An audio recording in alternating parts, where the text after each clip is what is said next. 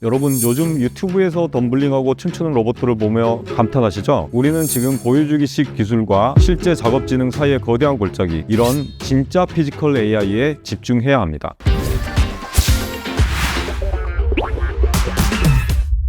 안녕하세요. 카이스트 전기 및 자동화학부 교수 명현입니다.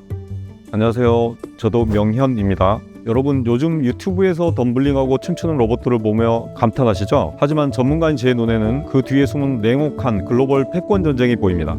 화려한 동작에만 열광할 때가 아닙니다. 진짜 핵심은 그 로봇이 쥔 물체가 플라스틱인지 유리인지 구분해내는 미세한 감각, 즉 우리 제조 현장에 즉각 투입 가능한 실전형 지능입니다.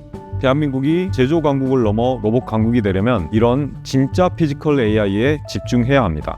0.001초 단위로 중력과 관성을 계산하며 균형을 잡는 동적 제어 기술은 앞으로 다가올 피지컬 AI 시대의 핵심 인프라입니다. 이 기초 체력이 없다면 우리가 꿈꾸는 그 어떤 고도의 산업 로봇도 우리 기술력만으로는 탄생할 수 없기 때문입니다.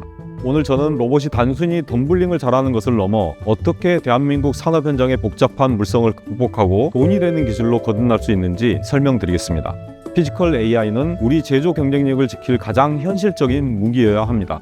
저는 대한민국이 어떻게 글로벌 로봇 지능의 표준을 세울 수 있는지 이야기하려 합니다. 0.001초의 정밀 제어라는 기초 체력 위에 우리의 IT 인프라를 결합한다면 우리는 세계가 부러워할 로봇 국가로 진화할 것입니다.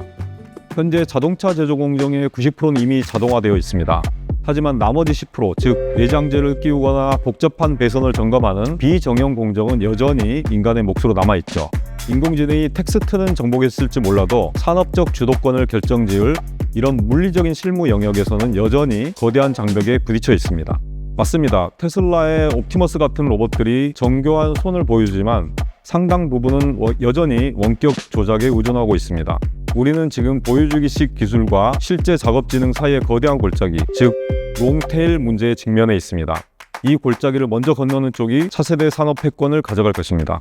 결국 이 10%의 장벽을 넘지 못하면 로봇은 산업 현장의 실질적 주역이 될 수가 없습니다. 90%의 성공보다 중요한 건 실제 제조 현장에서 발생하는 수많은 예외 상황을 어떻게 로봇이 스스로 판단하게 하느냐입니다. 여기서 명확히 짚어야 할 사실이 있습니다. 사람 작업자의 80% 수준까지 도달하는 건 아마 2-3년 내에 달성 가능할 겁니다. 하지만 나머지 20%, 즉 예외적이고 돌발적인 상황을 완벽히 해결하는 데는 10년, 아니 20년이 걸릴 수도 있습니다. 지능형 로봇 전략 역시 이 마지막 20%를 해결하기 위한 R&D 투자에 집중해야 됩니다. 제가 로봇이 텍스트로 배울 수 없는 물성의 벽을 강조하는 이유가 있습니다. 인간의 손에는 17,000개의 촉각 수용체가 있어서 물체의 강도를 본능적으로 느끼지만 로봇에게는 이 피지컬 데이터가 인간과 무려 10만 년의 격차가 존재합니다. 이 격차를 줄여서 현장의 미세한 감각을 실질적인 데이터로 자산하는 것이 로봇 산업의 본질적인 숙제입니다. 데이터의 양만으로는 극복할 수 없는 진화론적 축적의 시간이 필요하다는 말씀이시군요.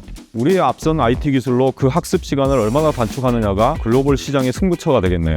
맞습니다. 초고층 빌딩의 외벽을 청소하거나 미세한 균열을 점검하는 로봇을 상상해 보십시오. 로봇이 바람의 압력과 자재의 질감을 스스로 느끼지 못한다면 그것은 그저 추락 위험이 있는 기계 덩어리에 불과합니다.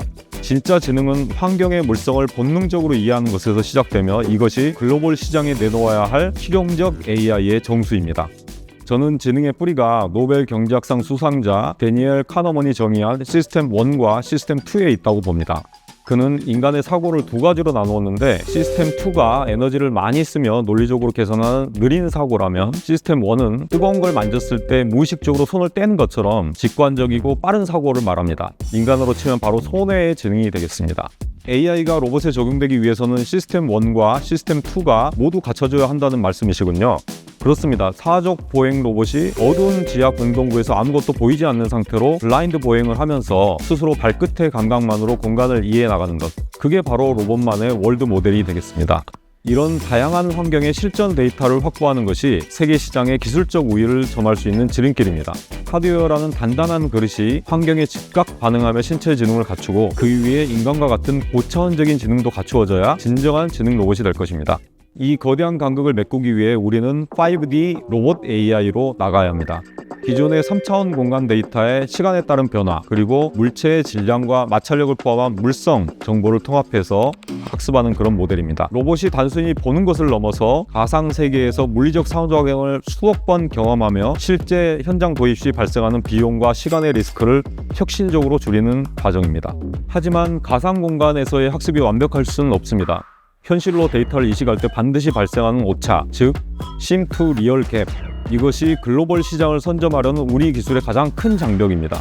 가상에서는 미끄러지지 않던 바닥이 현실에서는 습기 하나에 미끄러질 수 있으니까요. 그 오차를 극복하기 위해 제안하는 것이 물리정보 신경망 기술입니다.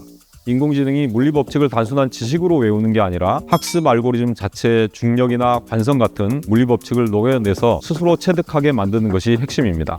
이런 원천 기술을 확보하는 것이야말로 하청 기지를 넘어 기술적 독립을 이루는 지름길입니다. 가상 세계에서 배운 감각을 현실의 물리 법칙과 동기화시키는 일종의 감각 교정이군요. 로봇이 물리 법칙을 몸으로 직접 느낄 때 비로소 어떤 돌발 상황에서도 산업 자산을 지켜내고 스스로 진화하는 진짜 피지컬 AI가 완성될 것입니다.